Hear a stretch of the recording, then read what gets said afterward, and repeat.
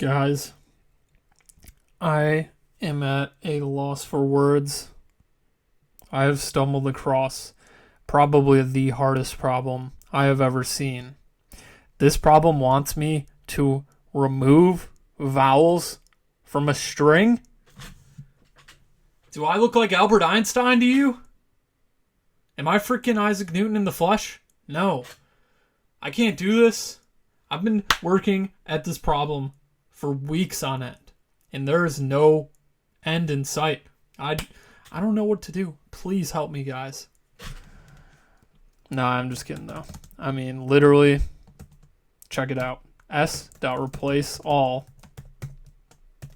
A, E, I, O, U. Should add sometimes Y, but, I don't know if I have the, intellect to do this. Oh my God, I did it. I am the smartest man alive. Put this in the history books, people. I am a genius or something. I didn't even know I was this smart. That was pretty good. Okay, so this is the hardest problem on LeetCode. Let me know if you guys have a better solution than this. I probably don't even know if there is any other solution. I might be the smartest person alive.